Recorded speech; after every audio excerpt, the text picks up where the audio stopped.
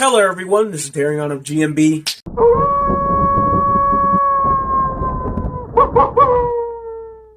You like that? I'm trying something new, trying to get into the whole spooky mood, you know? Welp, it is officially that time of year where we celebrate the Halloween season by spending the entire month going over horror movies. This time around, we'll be taking a look at the Scream franchise, starting off with the 1996 original, Scream.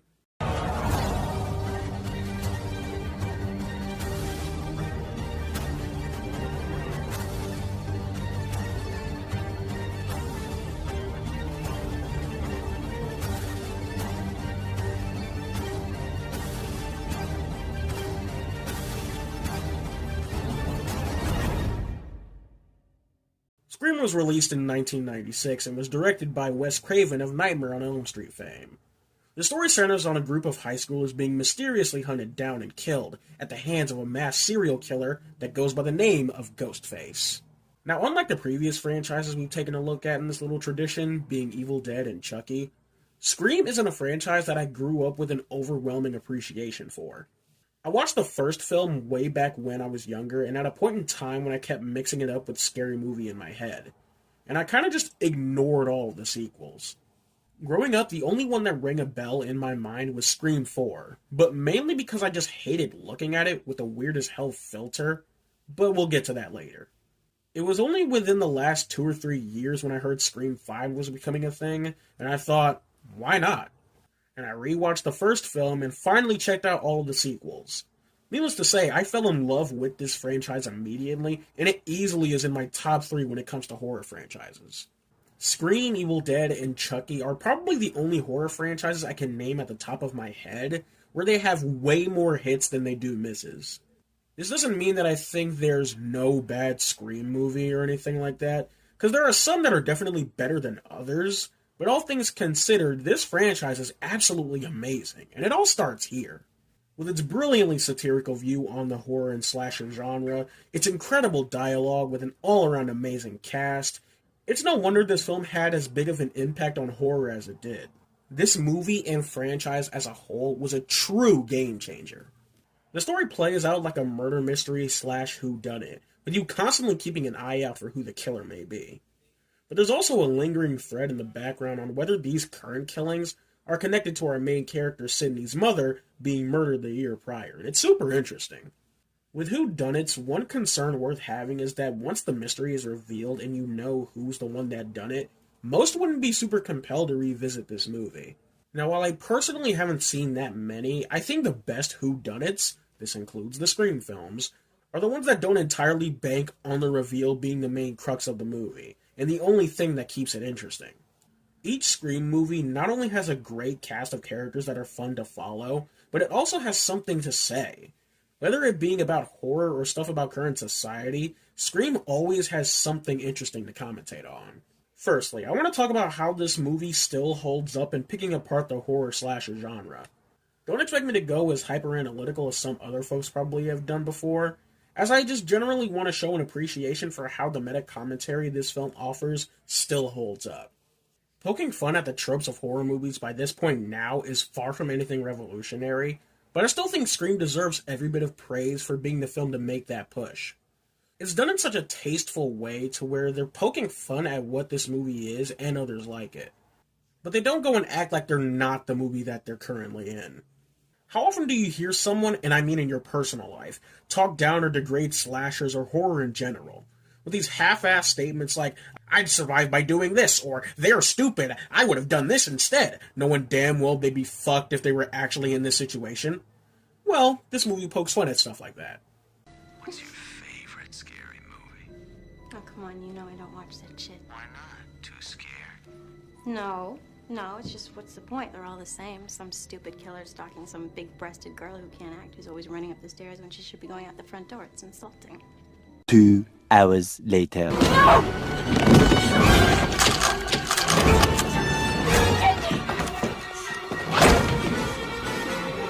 Yeah, it's simple, but I really like it. The way they just charmingly poke fun at a lot of this stuff is very entertaining. Especially the whole rule scene with Randy being a convo I'm sure a multitude of horror fans have had is just really freaking good. They as well just love horror in this movie. Yeah, with Wes Craven at the helm, you have the little Freddy Krueger reference, which was really fun. Damn little shits. What'd you call me? Huh? Not your friend. But everything from Friday the 13th, Psycho, Prom Night, The Exorcist, and of course Carpenter's Halloween. From the non-stop love and admiration of Jamie Lee Curtis, they also just straight up use the score from that movie in the final act. Mr. Prescott?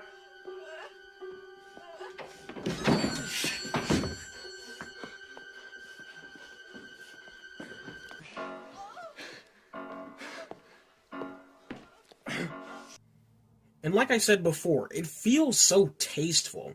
They didn't just put it in there because it sounded cool. There's an actual story reason for why the movie is playing this music, and it's really freaking cool and adds to the chilling atmosphere of the scene. It all just feels like a big celebration and appreciation of the horror genre, and it's really fun. But let's not forget that at the end of the day, this is also a horror film, and above all else is meant to scare you on some level. This movie is still effective as hell with the suspense and its scares. This franchise is heavily based in reality, and I feel like that's what makes a lot of the stuff scary. There's no supernatural elements at play. It's just a motherfucker with a mask and a knife. It's simple, but very effective. And it can get intense as hell with the various chase scenes that always have you on the edge of your seat and the chilling phone call conversations. I don't want to go into all of Ghostface in general just yet, but holy shit, you can just feel the intensity ooze from these performances. The opening kill is nothing but iconic at this point. It plays out like its own little short horror film. 12 minutes of nothing but suspenseful horror that keeps you on edge the entire time. And it being super grounded really sells the whole thing, and that this could very easily happen in real life to almost anyone. And I gotta say, it was just heartbreaking seeing a dying Casey try and cry out for help. I told you you could send it back.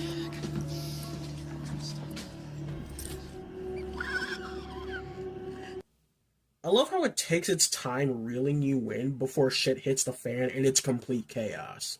Something of note is that this movie isn't really that gory. Save for the opening scene with Casey and her boyfriend's death, which looked good in their own right. I personally could have done with just a bit more. And I guess I could say right now that an issue with this series is that they really hold back on creative kills in general. There's only one noteworthy and unique kill in this movie, and yeah, it was cool, even if it didn't make that much sense. But the rest just kind of result in basic stabs and don't leave much of an impression.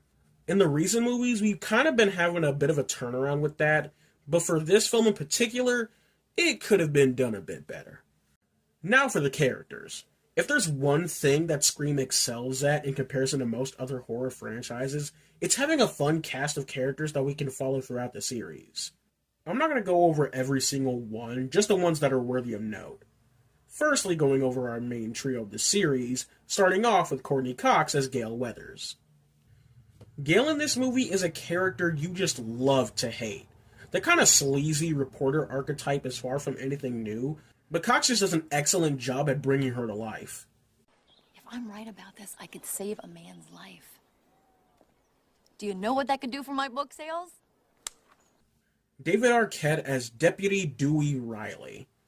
Look, as the series goes on, Dewey really grows into his own, but in this movie, he's just a goofy fucking guy, man. He's such a goofy fucking goober that you can't help but love him unconditionally. Eating his fucking ice cream on the job, the little interactions between him and Gale or with Tatum, it's just so much fun. Speaking of which, if there's one thing I have a slight issue with in regards to Dewey, is that I think it was a missed opportunity to not have his reaction to Tatum, you know, his little sister, getting brutally murdered. Now that I think about it, that may be due to the fact that Dewey wasn't originally meant to live. In earlier drafts of the script, he was meant to die, but test screenings loved him so much, I mean, how could they not? They quickly changed the ending, which isn't the last time they'll do this for a character in this franchise. But yeah, I think not acknowledging that was a small missed opportunity. I don't even think they bring that up in any of the later films, come to think of it. Anyway, back on track. Dewey was just a blast in this movie. Tatum, you can't be here. This is official crime scene. It's okay. Her dad's out of town, all right? She's staying with us tonight. Does Mom know? Yes, doofus. Let's get you. Hey, Dewey, can we go now? Hold on a second. God damn it, Dewey. What did Mama tell you? When I wear this badge, you treat me like a man of the law. And now for our Scream Queen herself, Neve Campbell as Sidney Prescott. Sidney easily has to be my favorite final girl ever. I know I showed that clip of her looking all goofy and shit with running up the stairs, but regardless of that, Sidney is a fucking fighter. I love how she doesn't take any type of bullshit when messing with Ghostface. She continues to get better with each film, but as far as this film goes, she served as an incredible protagonist. This is the moment when the supposedly dead killer comes back to life for one last scare.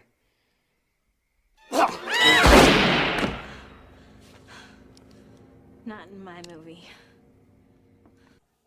Randy Minks, played by Jamie Kennedy, on some level serves as a reflection of the horror audience. With him constantly going over and abiding by the rules of these types of films, he's just a blast. Now for Ghostface. See, Ghostface as a killer is so refreshing and unique in the general landscape of horror monsters.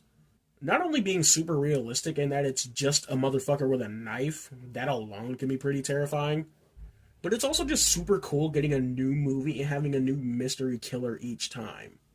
But let's go over exactly who our mystery killer or killers are for this film. Billy Loomis and Stu Macher. You know, these guys must have really left an impression if to this day we have people constantly talking about them. Yeah, Billy and Stu are easily not only two of the best ghost faces, but some of the best horror antagonists ever, in my opinion. Now, the reveal is kind of a different story because I can't exactly remember a point in time when I didn't know Billy and Stu were the killers. Especially Stu, because if there was one thing I was sure of growing up, is that fucking Shaggy was a serial killer at one point. But maybe that was intentional. Maybe they wrote the two as suspicious as frickin' possible to try and steer people away from guessing it was them, because it'd be too obvious. But whatever. Even if the reveal was obvious, doesn't really matter. All that really matters with these Ghostface reveals are the why. Why go on this big murder spree? Which for Billy was because in a surprise twist, Sidney's mother slept with his father, which caused his mother to turn and abandon him. That was honestly an interesting ass twist that I didn't see coming on my first viewing. And Stu, just plain and simple, doesn't have a motive. One of the scariest things you can encounter with serial killers are the ones that do it just because. And Skeet Ulrich and Matthew Lillard do an outstanding job as these two. Ulrich made Billy a true oddball, always talking in movies and shit and just being sinister as hell. Works very well as a red herring, but excellent as a serial killer. And Lillard as Stu, he was just fucking perfect, man. Throughout the whole movie, bro was just an eccentric weirdo, but once the curtain was off, Lillard turned the crazy all the way up to the max, and it was just incredible. Everybody dies but us. Everybody dies but us. We're gonna carry on and plan the sequel, because let's face it, baby, these days, you gotta have a sequel. The final act is honestly one of my favorite final acts in any movie. From the moment Billy does the Stu's flipped out. He's gone mad. We all go a little mad sometimes. No, Billy! every second until the credits are absolutely spectacular. Sidney doing the phone call and facing off with the two is just so fucking cool. Overall, Scream is an absolute gem of a horror movie, for giving us a great story with a really fun cast of characters, stellar writing that can keep you invested, genuine and suspense-fueled scares, and does an amazing job at giving us great commentary on the horror genre. Hello everyone, this is Darion of GNB.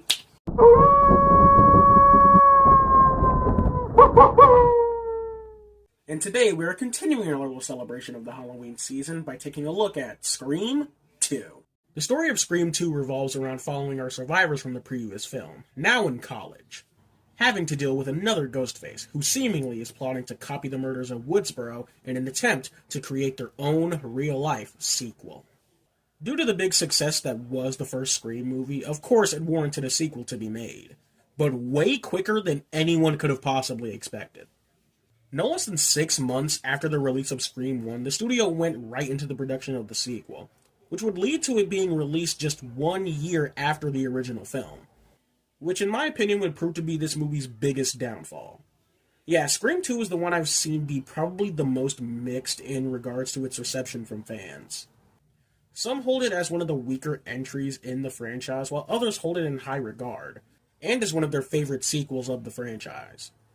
And unfortunately, I see myself agreeing more with the former than the latter. Releasing a follow-up so close to the last installment is ripe for a bunch of issues and problems to be had. And while some other movies and series do this worse than Scream 2, this movie still kinda has that same problem. It's gonna be a bit hard to capture the same feel the first film managed to pull. But I don't know, I always find myself not really caring too much for this film in comparison to the other ones. I need to preface that I don't find this movie to be terrible or even bad for that matter, just forgettable in the grand scheme of things. For a sequel that drops the very next year of its predecessor, it could have definitely been worse. The story here isn't all too bad. The college setting is ripe for a murder mystery slasher, and I think this film utilizes its setting pretty well. And this movie further delves into the meta angle in a pretty interesting way, being the introduction of the stab films. The movie within a movie that adapts the book that Gale Weathers' character wrote of the events of the first film. What I have to say about the stab movies only slightly applies to this film, but more so how they're utilized in later sequels. Firstly, I like that they did this. It gives the writers more room for creativity when it comes to analyzing not just the horror genre, but the Scream movies themselves in a really fun way. I like how this little background element in Scream 2 managed to spawn off and become a pretty cool reoccurring plot point in the later films. And it also serves as clever commentary on certain tragedies being turned into opportunities for journalists like Gale, or big movie studios to make light and profit off of them. The movie also, of course, makes a bit of commentary on sequels. Stuff like what the best sequel is, the rules of how slasher sequels work, etc. Now, in comparison to the first film, the commentary on slashers is far more toned down, which whether or not is a good or bad thing is completely up to you. But me? I'm fine with it. I think this movie properly balanced the meta commentary with the main plot and scares pretty well. Not saying that the first film had too much of it or anything, but you can tell that this film had a more even split. That doesn't mean it's always perfect. I do think the whole classroom convo about sequels was a little too heavy-handed. I can never really buy into it all that well or take it all too seriously because it doesn't really feel all that natural, I guess. And the scene where Dewey and Randy go over the sequel rules is fun, but I don't think this movie lived up to the whole Carnage Candy premise that Randy brought up. Because Casey Becker and her boyfriend's deaths from the first movie were far more gruesome than anything this movie really had to offer. They also try to throw in some discussion of stuff like violence in movies influencing serial killers, and I think that was a pretty nice touch. It is, however, connected to a plot point I find extremely flawed, but I'll get into that later. The whole thing about the new mystery killer trying to replicate the Woodsboro murders is just okay. The movie doesn't dwell on it all that much, and it kind of becomes a forgotten element of the whole mystery. Stuff like this and the killer reveal is what I think is the effect of going into production with a sequel so damn soon. Because stuff like this feels just a little bit lacking. The characters of this film were kind of alright. Of course, we have our returning survivors from the first film, along with a few newcomers. The first of which I want to discuss is Cotton Weary, the man Billy and Stu framed for the murder of Sydney's mother in the first movie. It was a genuine surprise to see them bring back Liev Schreiber for this role, who in the first movie got like damn near 2 seconds of screen time. I thought Cotton was great in this film. He was treated as the film's biggest red herring. Schreiber does a great job at being creepy as shit. And I like how he's a bit of a wild card, who only has his best interests in mind. And Sydney's new boyfriend, Derek, aka the wet t-shirt guy from Piranha 3D. He was cool. Had that weird singing scene that was kind of weird and awkward. It did suck to see him die, though. He and Sydney were cute together, and it just further added on to the tragedy of Sydney's life. Especially seeing that in his last moments, it's really hard for her, and by proxy the audience, to truly trust him. Gale's new cameraman, Joel, was pretty fun, and he managed to do what dozens of audience members say they would do in a situation with a mystery killer, and that's to just get the fuck out. No, seriously, the man just straight up left the movie for like the next hour before coming back at the end. That's fucking hilarious.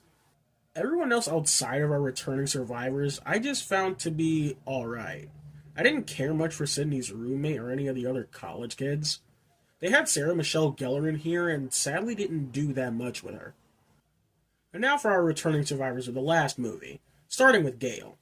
Gale is still a self-centered reporter, but in this film she starts to grow a bit of a heart. Yeah, she's still a little bitchy at times, but that's what we love about her. And it's just nice to see her actually grow and care for others instead of her own interests. And Dewey, still a bit of a goofy guy, but he's matured far more from the last film. In that in this film he takes the role of everyone's older guardian.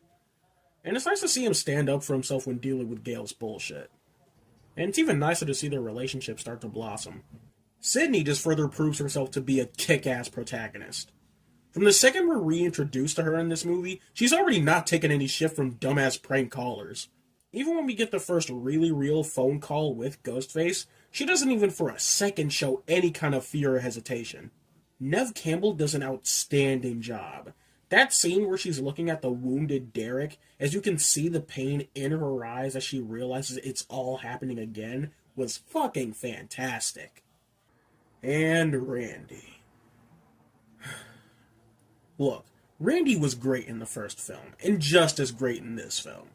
He serves as a reflection of the horror movie audience, and you can never get enough of him, which is why it broke my goddamn heart to see him die. Which I'm shocked to hear a lot of people outright hated. Look, if all 4 of our core survivors survived this film, it'd feel like these guys are all invincible. So there had to be a casualty. And unfortunately, it had to be Randy. The cast as a whole did an amazing job. Even the background characters that I didn't care for all that much still were performed incredibly well. Now let's get into our ghost faces for this movie, and the general reason for why I'm not that fond of this movie compared to the others. Whenever I talk about how dropping this movie the very next year of the first being a mistake, this right here is the biggest thing I point to, because to me, this is where the movie kind of falls off a tad. So, our killer this time is none other than...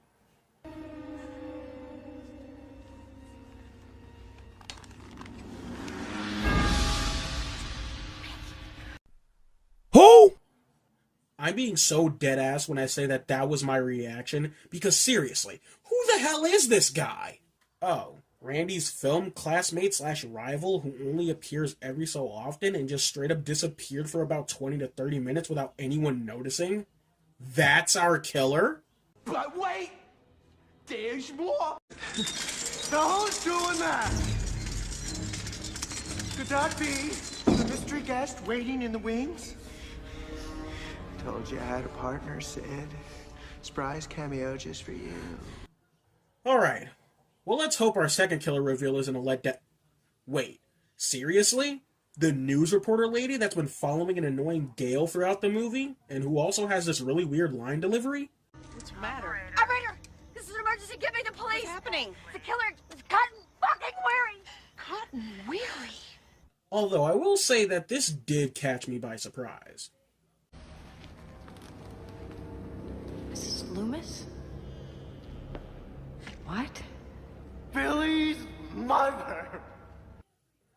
But then it's immediately ruined by some BS about her losing weight and getting plastic surgery, which somehow made her completely unrecognizable. Well, not unrecognizable enough, because Sydney pinned her in literally the first second of meeting her.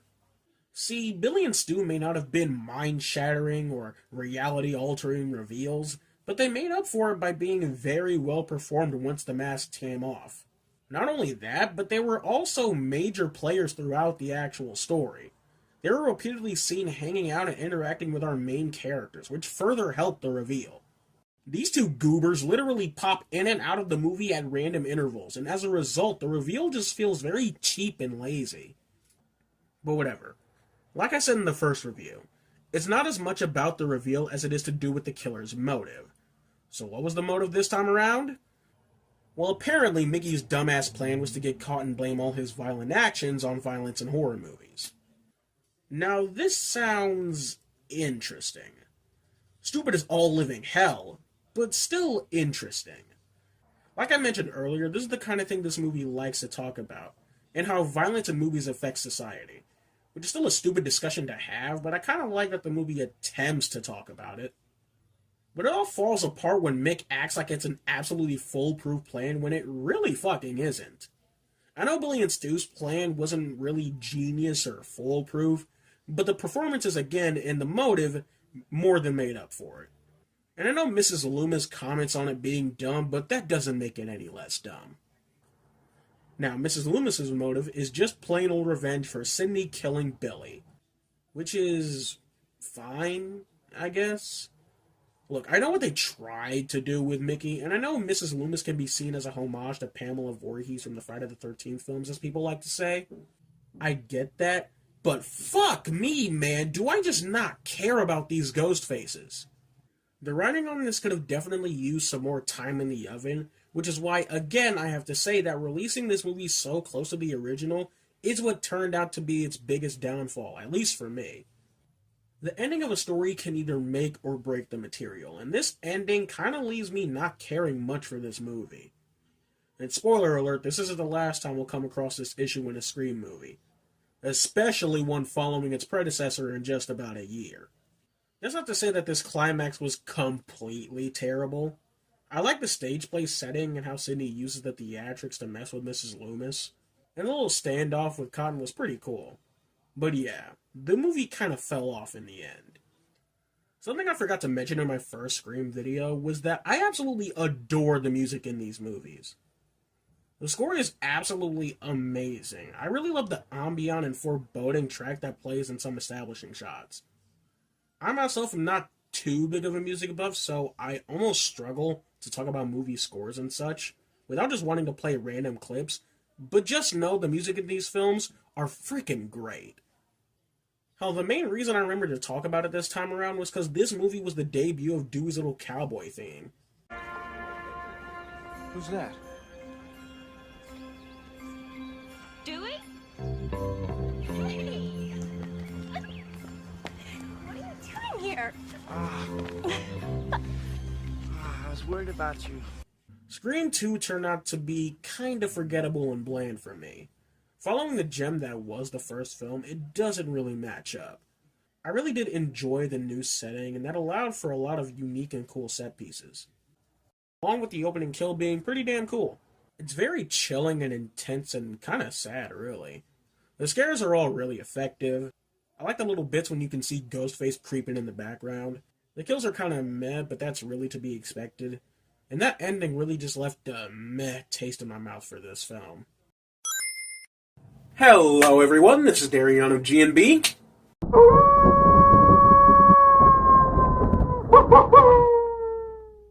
And today we'll be taking a look at Scream 3. Scream 3 focuses on our Woodsboro trio having to confront a new Ghostface, who has a mysterious new connection to the past. Here we are, our biggest bump in the road of our Scream journey. The red-headed stepchild of the franchise, as a lot of people would say. Yeah, whenever I hear people say there's no bad Scream movie, I look at this movie and I'm like, Are you sure about that? If I hadn't made it painfully obvious at this point, I am really not a fan of this movie. The writer of the previous films, Kevin Williamson, stepped away because he was too busy to write the story for this one, and fuck me does it show. Everything in this movie just feels significantly off compared to the previous two films. The cast of characters are all boring as hell, the setting isn't really well utilized, and there is a lot of really contrived bullshit that I really can't get behind. The story this time around is definitely the weakest by far of the whole series. Now, one thing I'll say I do like is that the film takes place on the set of Stab 3. They took the little background element of the second film and made the main location of the sequel the setting for this installment, which I find to be very clever. But is it just me, or is the Hollywood setting just kinda boring? Like, there are only 2 scenes which it's properly utilized, and it's when one of the actresses hides in the rack of Ghostface costumes, and Sidney revisiting the homes of the first movie. But other than that, the setting of this film is very bland. Also, one of the big themes this time around is, of course, trilogies. The film takes place on the set of Stab 3. This is the third in what was planned to be the final installment, but obviously, that ain't the case. They try their damnedest to play the whole, oh, this is the ending, which means all bets are off, anyone can die, bullshit. Which, spoiler warning, none of the major characters we actually care about die, so that just felt pointless as hell. And I just generally think the meta commentary was laid on a bit too thick this time around. Occasionally, it gets to a point where I expect one of these motherfuckers to up and pull the script for this very movie out of their ass. One thing I do find interesting is this movie deciding to go over Sidney's mother, Maureen's past. Maureen is a character that we never got to formally meet or be acquainted with before the events of the first movie, and a part of me is intrigued that this movie wanted to go this route. But another part of me feels that it's wholly unnecessary, because to me, I think we got enough backstory on Maureen to see how the events of this whole saga kicked off. So going back and trying to add more just feels a little, I don't know, pointless. But even if bringing in Maureen's past was needed, it unfortunately came at the cost of the movie being plagued with, frankly, a whole lot of stupid shit. Firstly, Maureen's ghost haunting Sidney's dreams was the funniest fucking thing I've seen come out of this franchise. I am not kidding. When I first watched this, I let out the nastiest fucking snicker because it looked so damn goofy. I don't entirely know what it is, but having the ghost of Sidney's dead mother haunt her dreams just feels a little out there for a franchise that has been pretty grounded in reality thus far. Oh, and the whole past coming back to haunt you bullshit that this movie tries to play around with, it's just dumb. That's what I'm referring to when I say they lay the meta on a bit too much, because it just feels forced. And while we're on the subject, I might as well talk about it before discussing characters individually. Jamie Kennedy's Randy cameo. This is probably one of the dumbest things I've seen in a movie. Randy's little sister, who we've heard abso-fucking-lutely nothing about, just so happens to visit the set of Stab 3 at the exact same time as Sidney does, just to give our trio a tape Randy recorded what is presumed to be mere hours before his death in Scream 2. Look, I'm all for suspending my disbelief for shit, but this? Nah. I can't really buy it. It's nice to see Randy one last time and for him to give a proper goodbye to the others, but this scene is just so awkwardly panned out and put together. It all feels like it's jammed together into the rest of the film for an obligatory gotta go over the rules scene. The whole cast of this movie, outside of our returning characters, I couldn't give two shits about. But at least in Scream 2, all the newer ones were all well performed, so I could enjoy them for that. These guys, these new guys, just suck. Having the supporting cast be actors who play our beloved characters in Stab 3 is admittedly very clever. But I'm sorry, these guys are annoying at best and downright boring at worst. I don't care about fake Gale, or fake Dewey, or fake Sidney, or any of them for that matter. What is a big problem in your whodunit film, when I don't care for a single soul in this entire movie, so it doesn't mean a damn thing when not only anybody dies, but who the killer ultimately ends up being. And even our returning characters are a bit weak this time around. Sidney doesn't show up to be in the main part of the plot until about halfway through the movie. I will say, I do like how in the beginning we see Sidney has taken up helping women in distress. It is nice to see how, due to her trauma, she's inspired to help other women in need. It's cute. But that's all there really is I have to say about her. Well, that and the badass face-off she has with Ghostface in the end.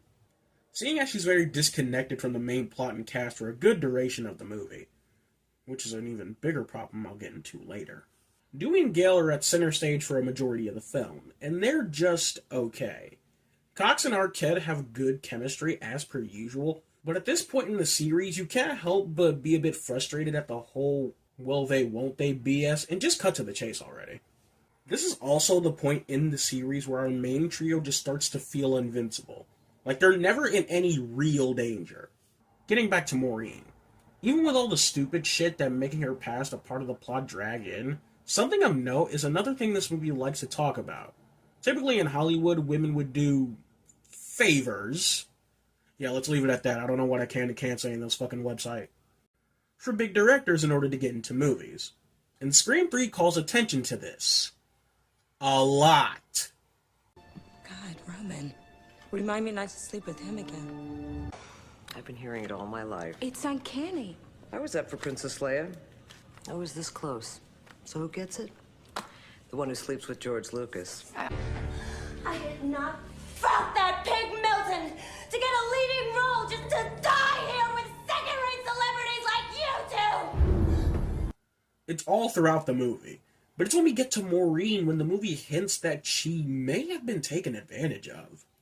Nothing happened to her that she didn't invite in one way or another, no matter what she said afterwards. Are you saying I'm saying things got out of hand.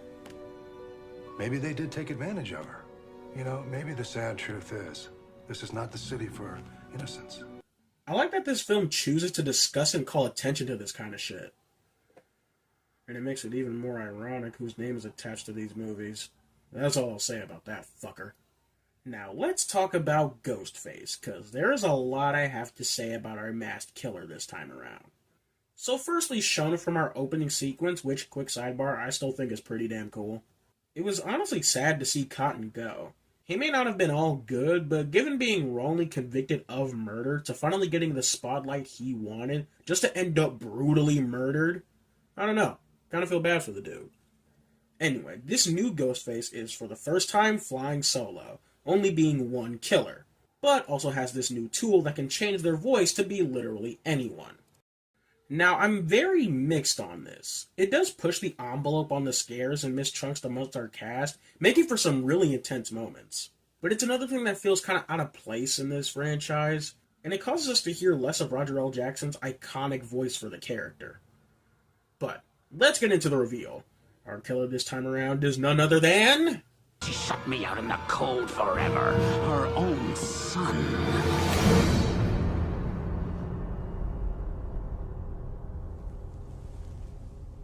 Roman Bridger, director. Who? Roman? The director of Stab 3, who once again only makes a handful of appearances throughout the entire movie? Why is this the second film in a row that has the reveal of a character that we barely get to know or see? You guys do know that in order for a whodunit reveal to work, we actually have to know and care about who actually done it, right? But wait! There's more! Roman Bridger, director. And brother. Oh, you gotta be fucking kidding me! Seriously? We're pulling the whole long-lost brother card? Seriously? Yeah, so, apparently, far before the events of Scream 1, how long before Maureen met Sidney's father, Maureen was with another man who together bore a son, that being Roman. Later on, she fled back to Woodsboro and eventually got together with Sidney's father, therefore making Roman the half-brother of Sidney Prescott. Now, once again, we gotta go over the motive, so strap in, because this is about to get very convoluted. So, prior to the events of Scream 1, Roman managed to track down Maureen in order to reconnect with her, but Maureen, wanting to distance herself from her life in Hollywood, completely closed Roman out. So that leads to Roman orchestrating Maureen's murder. That's right, it was him who showed Billy the footage of Maureen sleeping with Billy's father, which in turn led to Roman getting Billy and Stu to murder Sidney's mother, Maureen. The two eventually spun off to do their own murder spree afterwards. And now Roman wants to kill Sidney out of jealousy for having the mother and the life he never got. So, I have a whole lot of problems with a lot of the shit that I just spat out. First of which being is that, did we really need to add in the whole Roman getting Billy and Stu to kill Maureen bit? It was so much cooler thinking that these two psychos moved and planned on their own accord, and adding in this bit with Roman orchestrating it just feels dumb and pointless. Second, I hate the whole past coming back at you bullshit, because this whole reveal that this random motherfucker orchestrated this entire saga to kick off is just really dumb. This isn't solely a Scream 3 issue, just issues I have with movies in general, because it just feels like a cheap way to tie into previous events, and yeah, it's not always bad. These things can be done right, but unfortunately, this is not one of those times. And Roman. Easily one of the most pathetic ghost faces we'll ever see in this franchise. I know they probably tried their best to convey him being bitter and jealous of Sydney, but I just have to ask, jealous of what exactly? That she had a loving mother? Well, yeah, I feel bad she abandoned you, but claiming that Sydney had a better life than you overall, a somewhat highly successful movie director, is quite silly. I do want to reiterate that just because someone is rich doesn't mean that they can't go through struggles or any shit like that. But the way they handled Roman, it came across as more pathetic than tragic or sad. Throughout this entire climax, he just feels like a whiny little brat that you can't take seriously as a threat. What makes this even worse is that prior to this reveal, Sydney has no idea who the fuck Roman is. In the previous film, Sydney at least knew who the killer turned out to be personally, which gave for more shock and drama. Here, these two never share a single scene, not even a line of dialogue, nothing! What makes this reveal especially more stupid and feel cheap is the fact that several scenes earlier, Gail finds Roman's dead, in quotation marks, body. Checks the dude's pulse and everything, and declares that he's dead. So what, did she just do it wrong? She seemed pretty fucking confident in declaring that he was dead. All they had to do was not have Gail check his pulse, and it would have been less stupid. She saw a fucking knife in the dude's chest. I don't know why she felt the need to check his pulse at all. This movie just dropped the ball really damn hard. The story and overall script was a big mess. You never give a shit about any of the characters. A bulk of the performances suck. The story is littered with a lot of lazy and contrived bullshit, and even though I didn't touch on it throughout the video, this movie just feels a bit more unnecessarily goofier than the last two, and really toned down on a lot of the scares. Once again, the killer reveal for this movie is lame as hell, with a lot of BS writing attached to it. A lot of this movie feels like it jumps the shark way too much, and as a whole, just wasn't that good of a movie. I really don't know what else to say. Hello everyone, this is Darion of GNB.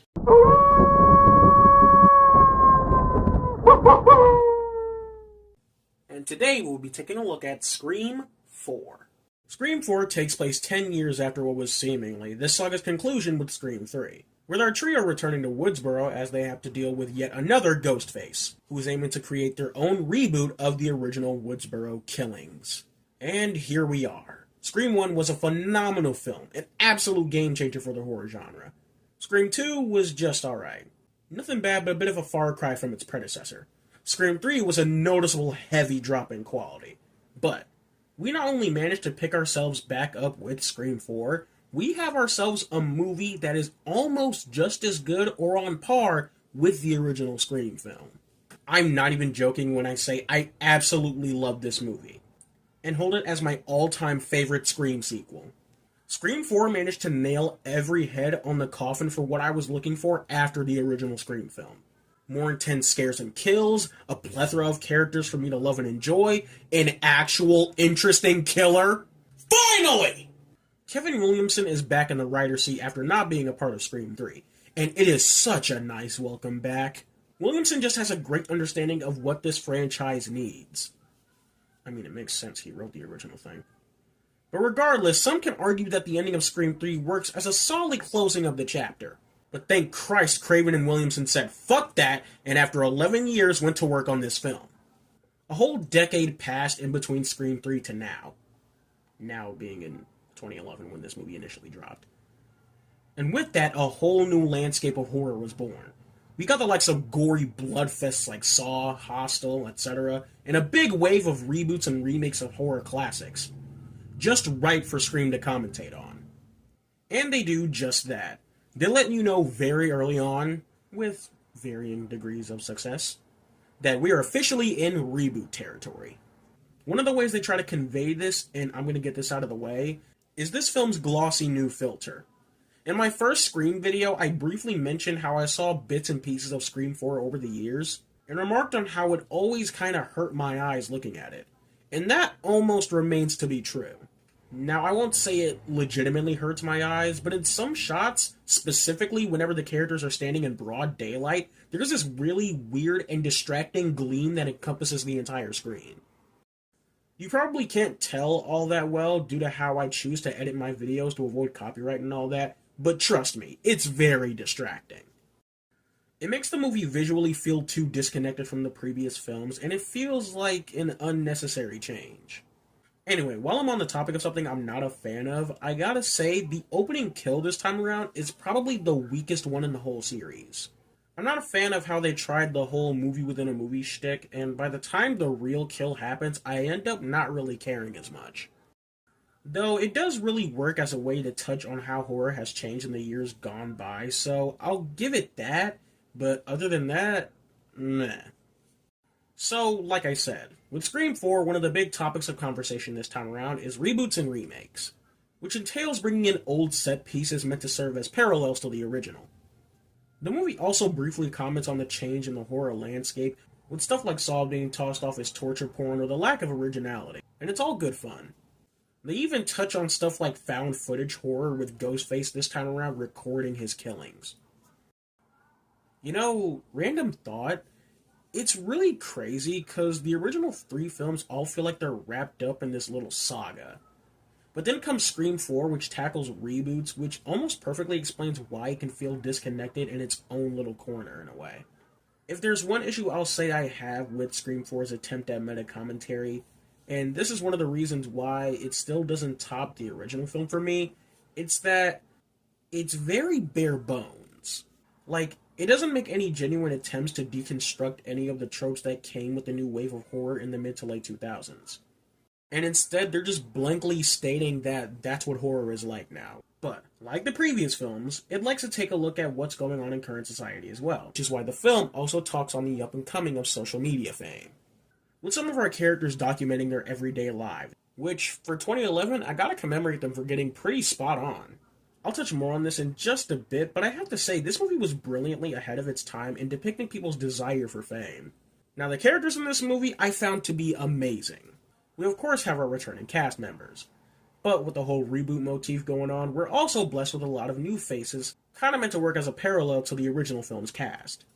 So, the weird thing about this movie is that it's pretty evenly split between our new and legacy cast, to a point where it's never made abundantly clear who our main lead is meant to be. Sydney's story was pretty much wrapped up in Scream 3, but her role in this film is pretty much evenly split with her little cousin Jill. Same thing goes with Dewey, Gale, and the rest of the new cast. This isn't really a bad thing, just something I felt like pointing out. Let's go over the OGs first. We meet Gale and Dewey as they've been happily married as per the end of Scream 3. Fucking finally. And I couldn't be any damn happier. The chemistry these two have is amazing, and the back and forths they have on going after Ghostface is just great. It's also nice to see Dewey actually become the sheriff of Woodsboro this time around, and Gale taking a step away from journalism was an interesting move for them to take with her character, especially seeing how she's unable to come up with anything worth writing before the Ghostface killings start happening again. Sydney managed to publish a book of her own, recounting stories of her encounters with Ghostface from her perspective, and it's nice to see her be at peace for once. Well, as at peace as she can be until the new Ghostface emerges.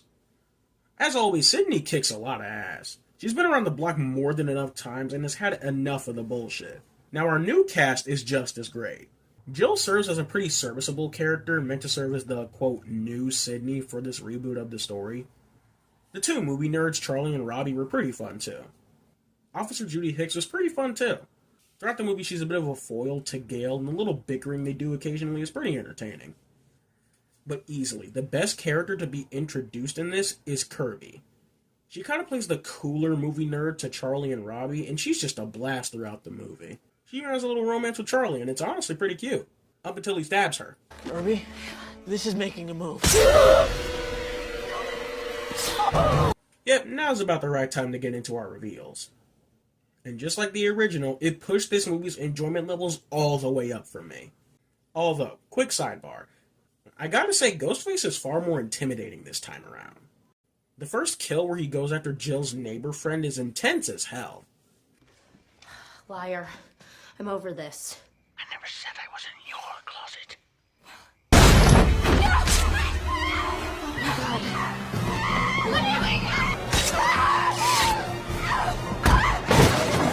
That said, this is also where I have to discuss another issue.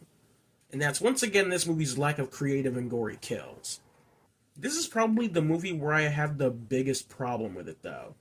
Because with the topic of how gorier and bloodier and meaner horror has gotten in the decade between Scream films, this really would have been the perfect time to up the ante gore-wise, to further cement the changes of the time.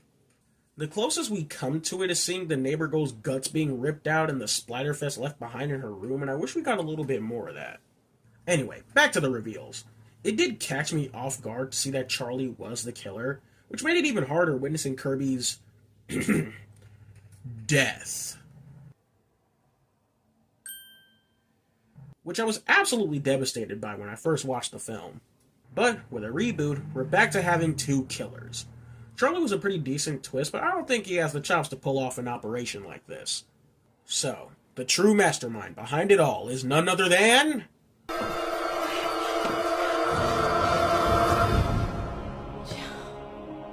Hello, Sydney. Surprised? Throughout the entire franchise thus far, no other Ghostface reveal has truly shocked me until I saw this movie. Billy and Stu were kinda obvious, so obvious to the point where they could be seen as red herrings, which they played into, making it a decently surprising reveal. Scream 2 and 3's killers were heavy background characters, so you didn't care much when they got revealed. Jill was the first time in any of these movies where the reveal left me completely and utterly gobsmacked. But it's not just the reveal. What exactly is the motive behind Jill's killings? Get him your friends. My friends? I don't need friends. I need fans. This has never been about killing you. It's about becoming you. You had your 15 minutes. Now I want mine! Look around. We all live in public now. We're all on the internet. How do you think people become famous anymore? This shit is absolute fucking genius. Remember earlier when I mentioned how this movie depicts content creation and online fame?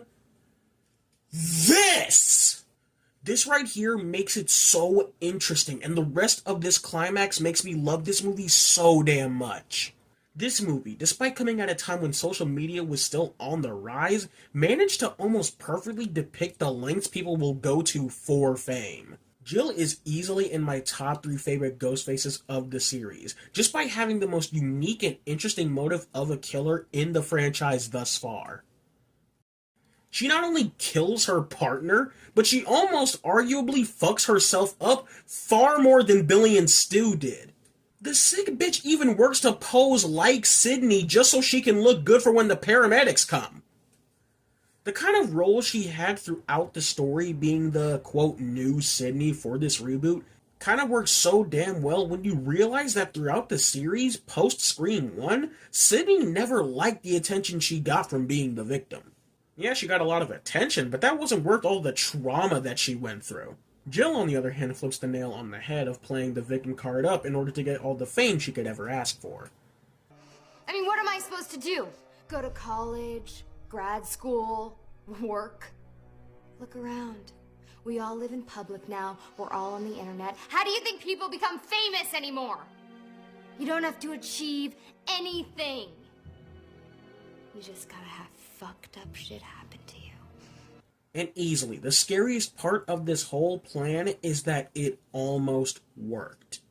As soon as she's picked up by the paramedics, it's nothing but cameras in her face as she's being wheeled off to the hospital. If it wasn't for the fact that she just frankly sucked at killing Sydney, her plan would have gone off without a hitch. This movie was just brilliantly ahead of its time, and I can't help but love and appreciate it for being able to depict this kind of shit so well, while so early on, too. This movie just works so damn well. Yeah, they could have done a better job at touching on current trends of horror and just done more with the whole reboot angle, but as a whole, I just can't help but love this movie. The characters are all fun, Ghostface is far more intimidating, the motive behind the killer and the climax as a whole is just so fucking good. And the ways they touch on reboots with the weird filter, the Ghostfaces literally making their own movie with recording their kills, and the parallels to the original with its characters work to, I'd say, varying degrees of success. I don't know, this movie somehow managed to come the closest to giving me more of the same vibes of what I wanted after watching the first Scream film. And to me, it's still the only one that comes closest to meeting the original. You forgot the first rule of remakes, Jill. Don't fuck with the original. Hello everyone, this is Darion of GNB.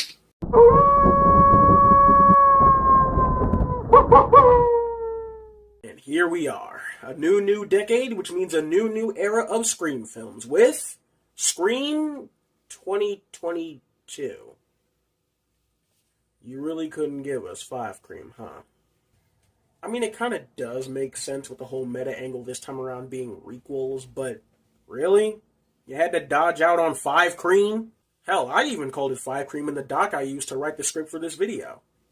Hell, you know what? Fuck it. I'm gonna call this movie 5 Cream throughout the entire video, and there's not a damn thing you can do about it. 5 Cream saw its release early last year in the year of 2022. 11 years after it was 11 years since the last Scream movie. The story focuses on Ghostface making a return to Woodsboro, and picking up some fresh new blood, a full 25 years after the original Woodsboro killings. 5 Cream marks the Scream franchise's grand return, and what a return it was. Being the first Scream film to not be directed by the late Wes Craven, who unfortunately passed away in mid-2015.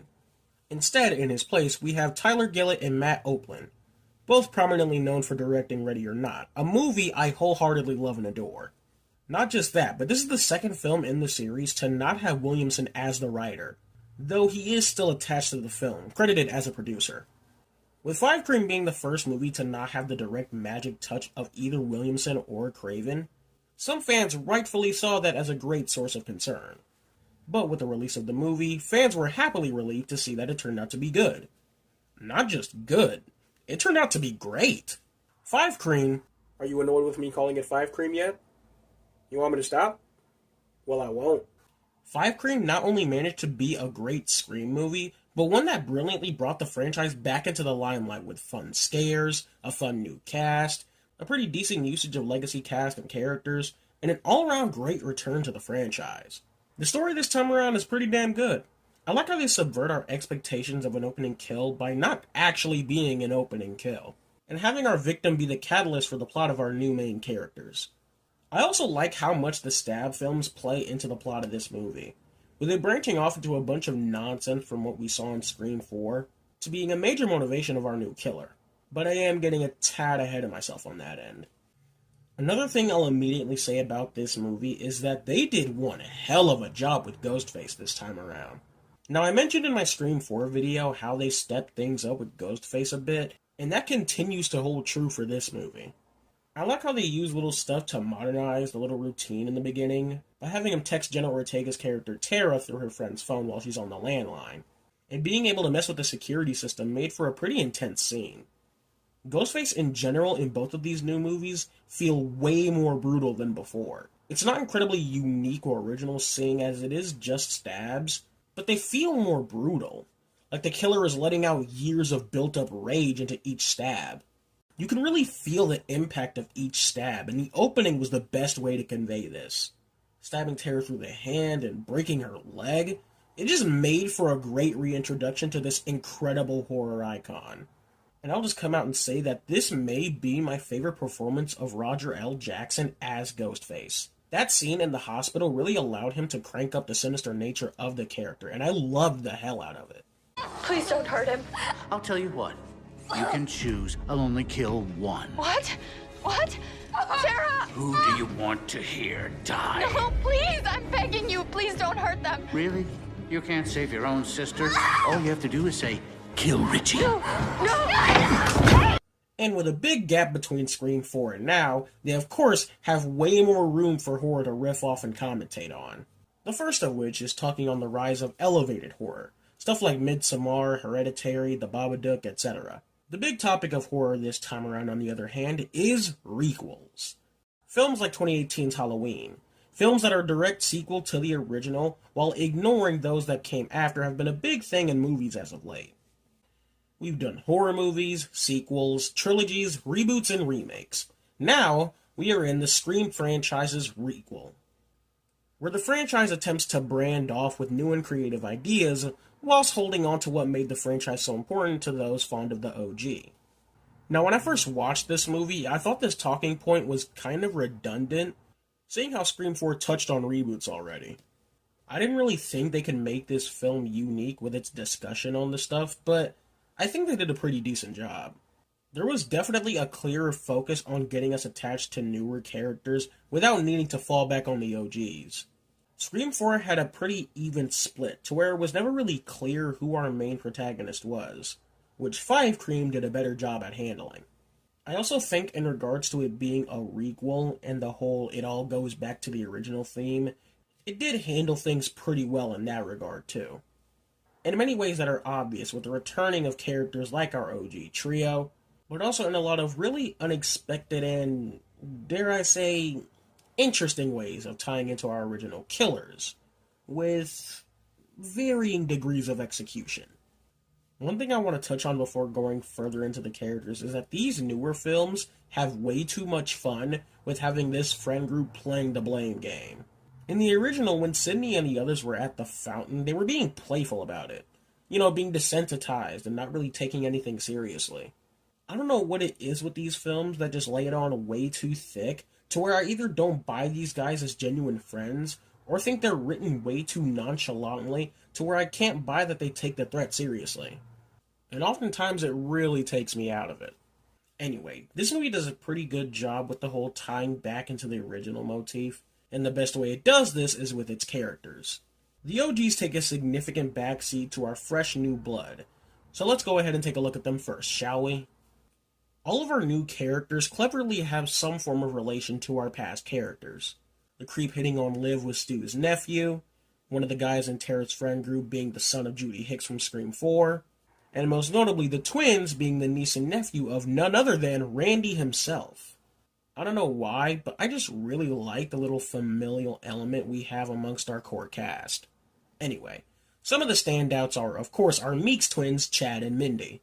Chad is played brilliantly by Mason Gooding, who brings a whole lot of charm to what would initially be perceived as nothing more than a jock stereotype. And his sister Mindy, played by Jasmine Savoy Brown, was a pretty fun addition, even if I do have a few issues.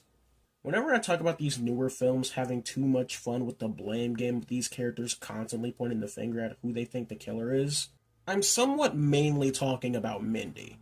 The character is written and portrayed with a lot of nonchalant cynicism, which is definitely fun to watch. Jasmine does a great job with it. But I don't know, she often feels like a character who knows she's in a movie far too much, and sometimes doesn't feel like an actual character experiencing these horrors from time to time, if that makes any sense. Overall, I still think she's very fun. Wes is a character I thought was alright. Although it was pretty obvious a part of why his character was introduced was to pay respects to the late Wes Craven by having the characters in the movie throw a party in his honor, which is pretty nice. But Wes on his own was just okay. Now the Carpenter sisters, which I have a lot to say on. Firstly, to get this out of the way, Tara.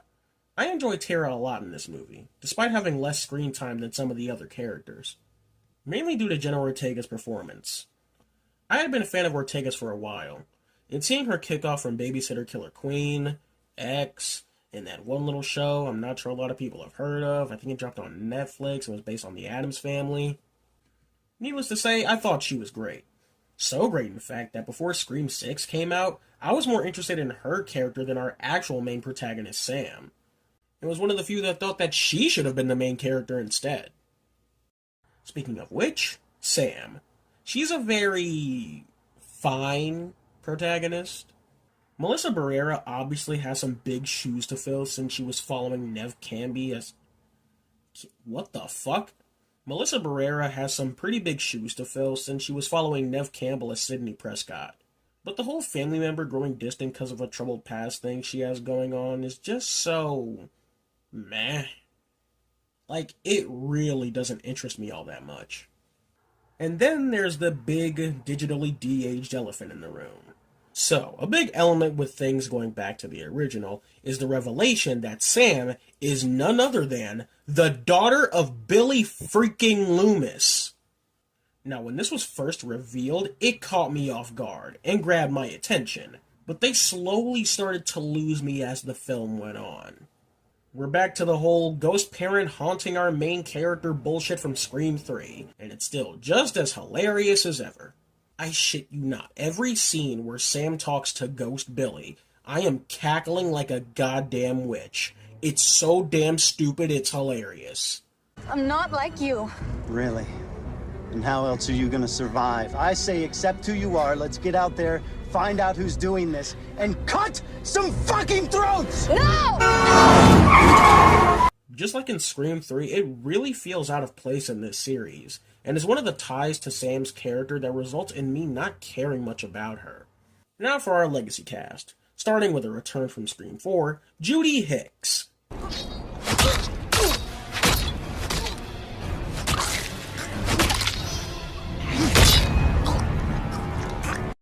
Yeah, very sad she died. Alright, moving on. Dewey gets the most time to shine out of all of them. Life apparently hit this dude hard, with him being demoted from sheriff, him and Gail splitting up again, and kind of just becoming a recluse altogether. I like how jaded Dewey has become. It's an interesting route to take after Scream 4. Having Dewey and Gail split up normally would make me upset, but they made up for it by acknowledging that it was mainly on Dewey, and a part of his story was making up for all the wrong steps he took. We as well have to talk about his death. Just like Randy in Scream 2, his death was a necessary step for this franchise to take. The man had survived 4 of these damn movies. Our trio was starting to feel invincible, and I respect them for making the tough decision and killing off Dewey. Even if it broke all of our hearts. His death helped get the feeling that really anyone is up for grabs, and I respect them for taking this route. Gail is doing her usual Gail things, which can either be a good or bad thing, depending on who you ask. I love Gail, and I loved her in this movie. Courtney Cox, as always, does an amazing job. Now, Sydney is where we really start to get into some shit. Sydney doesn't come into the movie until a little bit near the beginning of the 3rd act, which is new territory for this series. It's always been kind of carried on the back of Neve Campbell, and you'd think that not having her be in most of it would be this film's detriment. But I think it worked fine. Sydney's story is effectively over, and having her take a back seat for our new age of Scream victims is kind of fine by me. She's married with kids. I think it's important for Sydney's character to have some sense of normalcy in her life. I feel like that's the best way to end things off with her. As always, Neve Campbell is amazing, not taking any bullshit because she's seen it all before. Maybe the most derivative one of all. I mean, Christ, the same house. Maybe so. But you forgot the first rule of surviving a stab movie. Never answer the... I'm bored. Wait! Briefly, before going over our killers, I'd like to say it was a cool-ass twist to have our climax back in the Stu Macher house. They did a kick-ass job of hiding it all throughout the 3rd act until the reveal, and it was just so fucking cool. 5 Cream has what is probably my favorite Scream killer reveal ever. I'm not the fucking killer! I know. Welcome to Act 3. Yeah, it just caught me off guard, but it was effective as hell. Now, Amber throughout the story is a character I never really cared for. She was Tara's most supportive friend and kinda had everyone's backs, but once the mask is off, Mikey Madison does a great job turning up the crazy. But the second one, now this one messed my head up. I got you again. Because I really wanted to be the one to kill you. I know a lot of people had Jack Quaid pegged when he was initially cast, but this being the first project I'd seen him in, I really had no say in whether he was Ghostface or not. He did such an outstanding job as the supportive boyfriend that I didn't really think for a second it could have been him. But holy shit does he do a great job once he's revealed. Now, let's see what the motive this time around is, and boy oh boy were these guys fucking geniuses. Richie and his jailbait girlfriend, Amber, were 2 hyper fans of the Stab movies. Upset at how the franchise's most recent entry fails to live up to fans' love and expectations of the original. So they got together to do these killings in an attempt to give Hollywood enough material to finally create another great Stab movie. With these two, the movie decided to touch on toxic fandom. How fans' love for something can be turned into something more violent and bitter. You see it all the time online with people going back and forth at each other's throats over differing opinions. And it's no different for Scream. Ask anybody who was online around the time this movie dropped, and you'll see how much a bunch of fans absolutely hated this ending and motive, claiming that it ruined their beloved franchise, unintentionally proving the filmmaker's point. These guys perfectly hit the nail on the head with this theme, and I absolutely love it to death. Even before this reveal, the movie further beats this point in with the whole rules scene, with Mandy explaining how much these franchises mean to these fans, and it's freaking brilliant. Come on, it's just a movie. No, it's not. To some people, the original is their favorite thing in the world. The movie that made them love horror, that mom or dad showed them when they were 10, that bonded them together. And God help anyone who slightly fucks with that special memory, who makes a movie they think disrespects it. That said, the rest of this climax is kinda hit or miss. We kinda just hit the same beats as most of the other Scream climaxes, which brings me into talking about this movie's biggest fault. Yeah, this movie's cast and characters are all fun, the scares and kills are all pretty good, but all in all, this movie just feels like the others. Which I guess on some level makes sense, requels and all, but the movie could have used just a bit more to elevate itself from the previous films, because as it stands now, it just falls back on the traditional Scream formula. Which isn't a bad formula, don't get me wrong, but 5 movies in, I think we could have used with just a little bit more. Just a little something extra to make this movie feel truly unique, Hello everyone, this is Darion of GNB.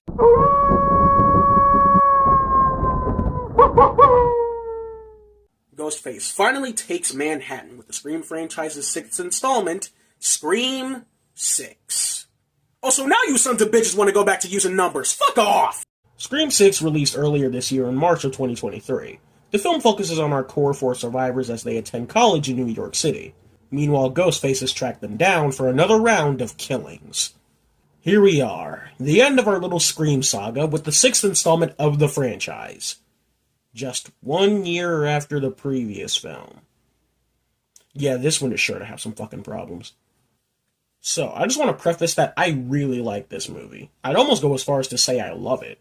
It does a pretty decent job at elevating the Scream formula, and while watching it, I was sure it'd take the cake as my favorite Scream sequel. Up until we reach that ending, which we'll get into later. The story for this movie is pretty damn good. We're once again venturing outside of the cozy, but not so cozy town of Woodsboro, in favor of New York City, which I think was a great idea.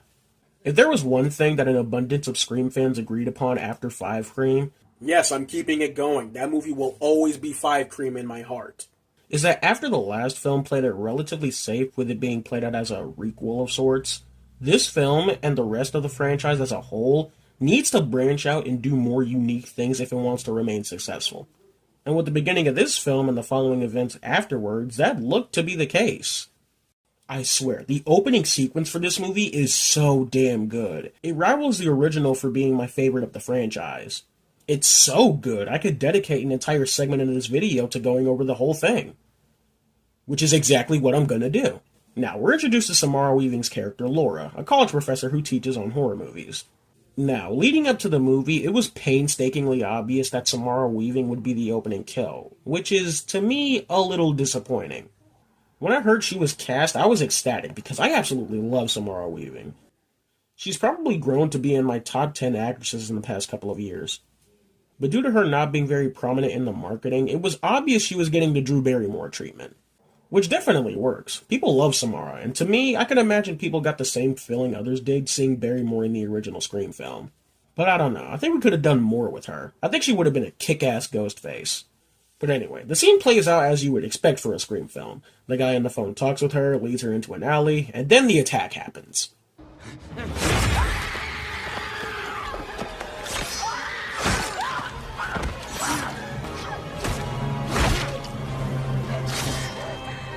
Now I see something red. See, that downward slash Ghostface does would normally transition into our title card. But no. The shot lingers for a while of Ghostface just examining the body like a work of art. And then he unmasked it and it's fucking Flash Thompson. This shit left me gobsmacked. We were in new fucking territory with this. We get the Ghostface reveal off rip and follow him throughout the movie? Well, that's what we think. As we follow him, he interacts with one of the Carpenter sisters, and once he makes it back to his apartment is when he gets a phone call. The same old shenanigans ensue, except we get to hear a Ghostface's perspective on killing someone, which is honestly chilling. Because you know this is how real-life psychos see their victims. When the knife went in her, it's like she wasn't human anymore. Just an animal. And every time it went in, she was less and less human. And then she was just meat. Anyway, things continue on as he finds his would-be Ghostface partner chopped up in the fridge.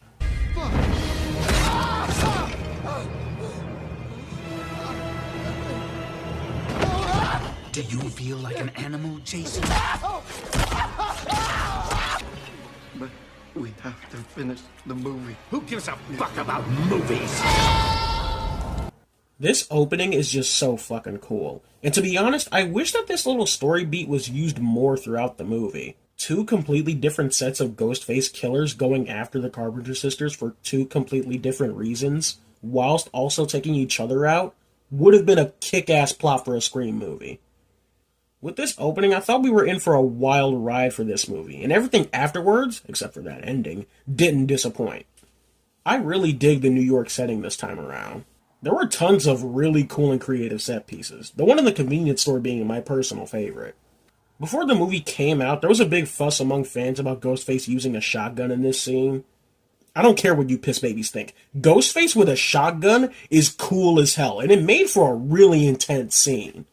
Carrying over from the previous film, Ghostface once again is fucking brutal in this film. With stabbing Sam's therapist in the face and damn near slicing Annika's guts open. Like I said in my last video, these new Ghostfaces are fucking relentless. They don't hold a damn thing back. I also really like the subway sequence. This movie taking place around Halloween wasn't particularly utilized to its best ability. But that subway scene really freaking worked, with people being dressed as Ghostface, not knowing who is or isn't the killer was really effective. And that whole segment of the characters having to walk across buildings on the ladder to get away from Ghostface was really fucking cool. I think they used the New York setting to the best of their ability. It was great. I'm also really digging the new design choice for this movie, harkening some of Halloween Kills energy with the Ghostface mask being all withered and old. Mainly due to the killer using the mask of previous killers to count down to a mysterious plan. On top of all the cool set pieces, something I haven't talked too much about in these videos is the franchise's love for chase sequences. And with the absence of them in the last film, this one brings them back in full fucking force. The chase sequences this film adds are intense as hell. The meta commentary this time around, to me, is probably the weakest in the franchise thus far.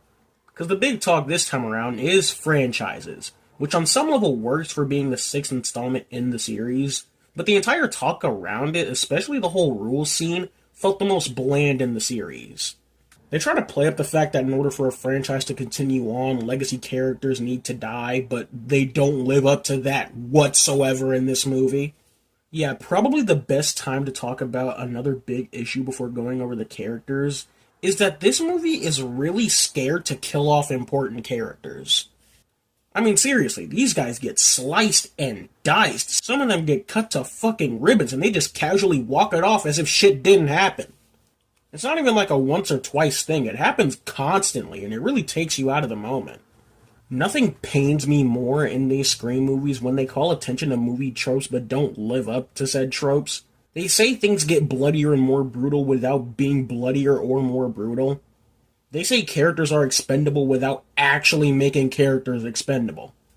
I don't know, I just don't think it's enough for you to just establish these rules to poke fun. You actually gotta start committing to these rules at some point. Anyway, the characters in this movie were okay. Minus our core 4 survivors from the last film and the few legacy characters we have, I don't find myself caring about any of the newcomers. For our returning cast from the previous film, we have the core 4, The Meeks twins, Chad and Mindy, and the Carpenter sisters, Sam and Tara. Chad and Mindy are really fun. Mindy, I have to say again, gets on my nerves just a little bit. Once again, they use her as Miss Blame Game throughout the entire movie, but nevertheless, I still found her pretty enjoyable. Chad as well. Mason Gooding is as charming as ever, and I love the little romance they gave him and Tara. It was pretty cute. Although, I gotta say, Chad should have fucking died, man. Like, I didn't mention this in my 5 Cream video, because I just kind of forgot, but in the last movie, he gets stabbed the fuck up by Ghostface.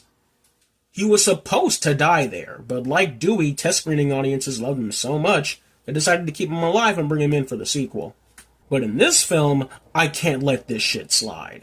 Remember earlier when I mentioned characters surviving damn near impossible scenarios? Chad is the one I'm mainly referring to. The dude literally gets cut to fucking ribbons by 2 ghost faces, which I gotta say was really fucking cool.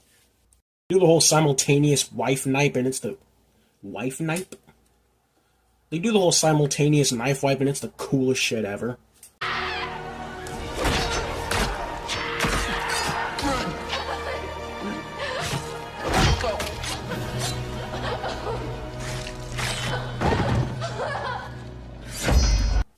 Anyway, these motherfuckers have the gall to keep him alive after that bullshit. If any character needs to die in the next movie, it's fucking Chad. Which sucks, because I love Chad. He's cool. But for this franchise to have stakes, you gotta do away with at least one of these motherfuckers. And Chad has gotten away with too damn much. The Carpenter sisters obviously have the most going on. Tara's story is about her trying to forget about everything to do with Ghostface and move on with her life. Sam, however, is on the opposite spectrum and makes attempts to work through her issues. Now, I still like Tara, but her story here isn't all that noteworthy. Sam, on the other hand, is far more interesting this time around. When they're trying to get over the stuff from the last movie, we get the revelation that when she went batshit insane on Richie in the last film, which, yeah, I never talked about that, she went fucking nuts on him.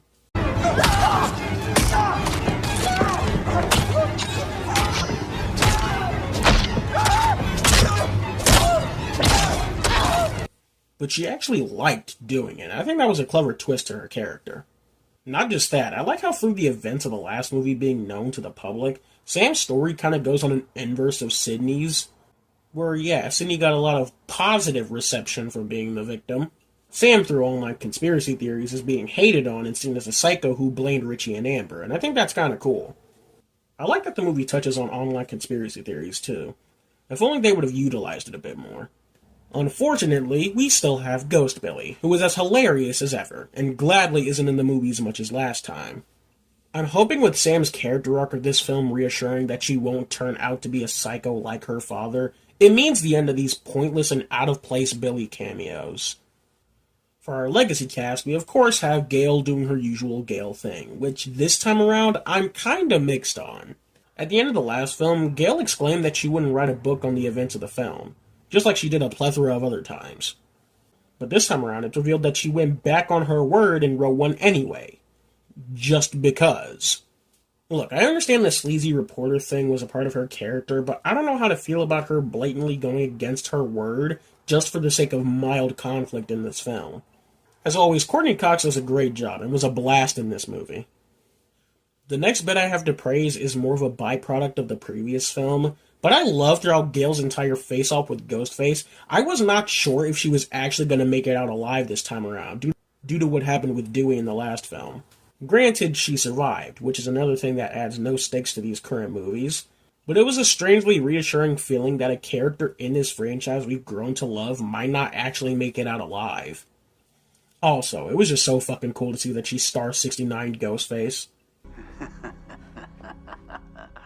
Can you hold, please? Huh?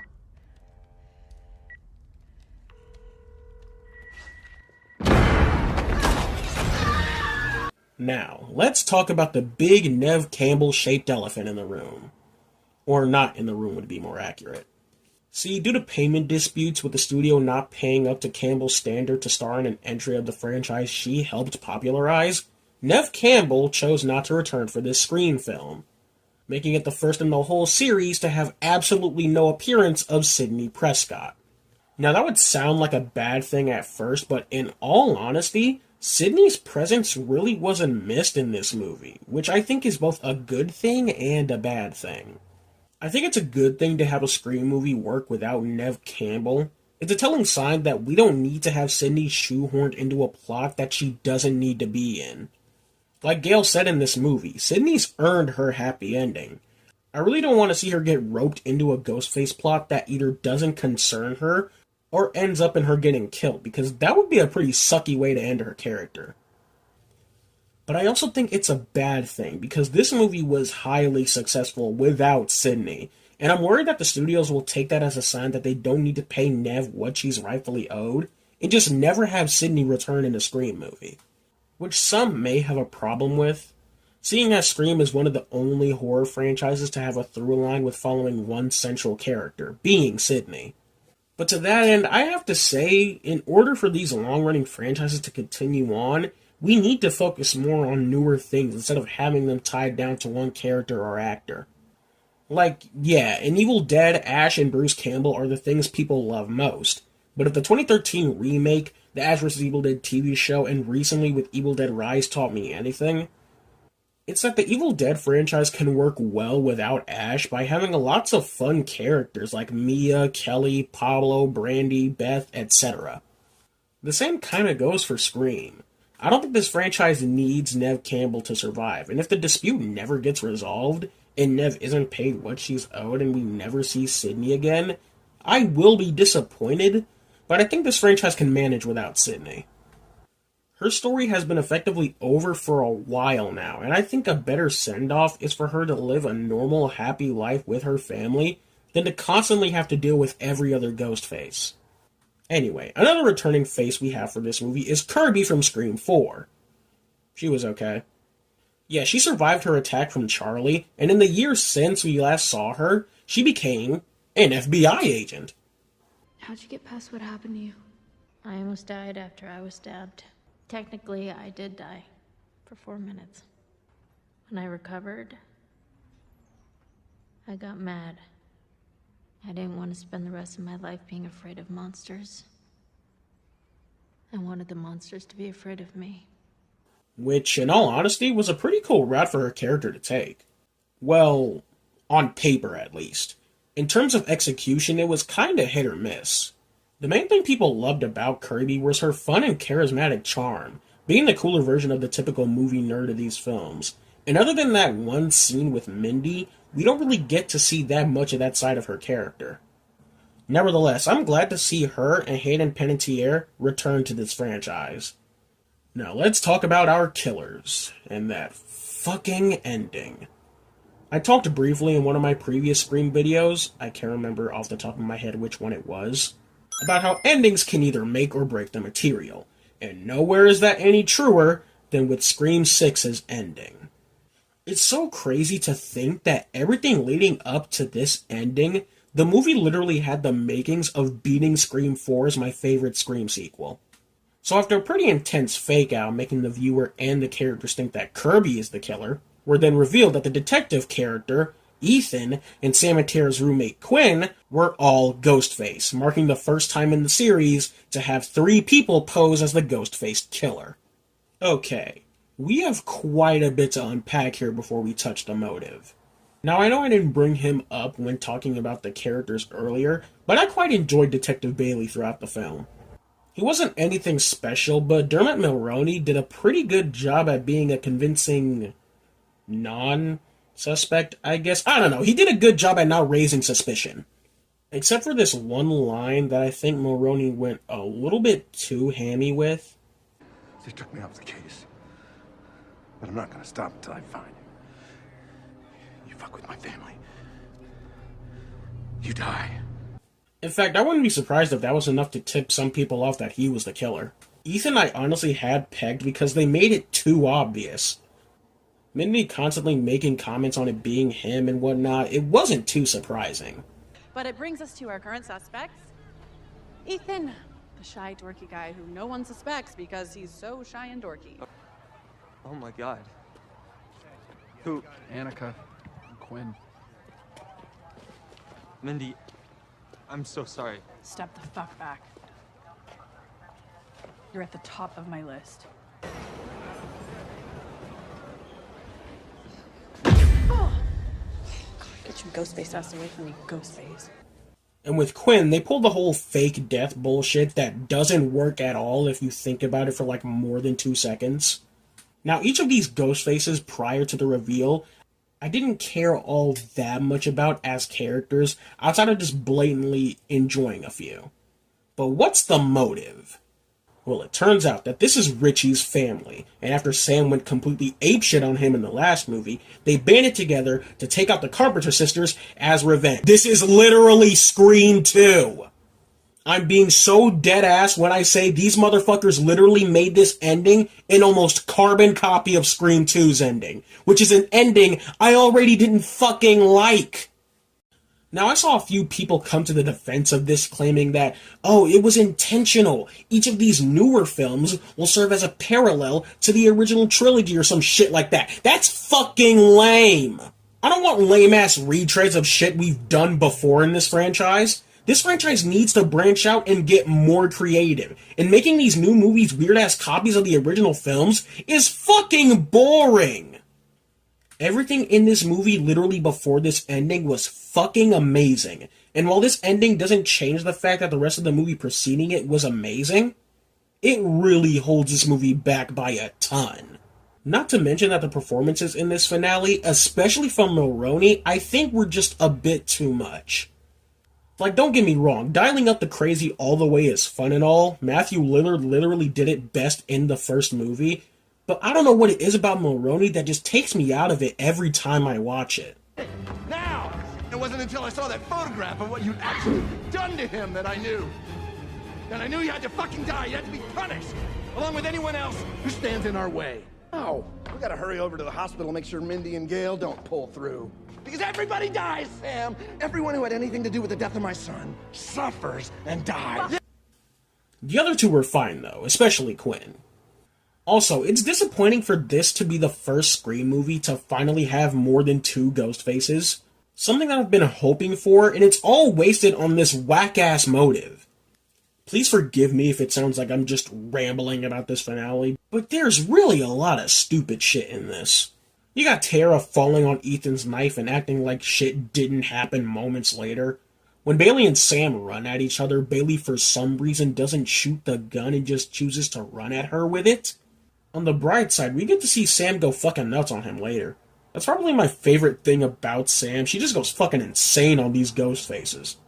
This fucking movie, man. Overall, Scream 6 is still a good step in the right direction for this franchise. The setting was utilized well, the scares and gore were way more intense, the characters and cast as always are all fun, but it really needed more time in the oven writing-wise to bring in some more clever commentary and properly change up the formula for these movies. Have a Ghostface not die and have us follow them for the next film. I don't know, something like that'd be cool. Because that ending really holds this movie back. Not enough for the whole movie to be bad, but for it to still be a little run-of-the-mill for this series. And that about wraps up the Scream franchise. But hold it, we ain't done yet. There's still a couple of things I want to talk about before the month of October is up, so stay tuned for that. So, with all that said, if you agree or disagree with anything I've said in this video, let me know right down there in the comments below. Also, be sure to like and subscribe. This is Darion of GNB Productions, and take care.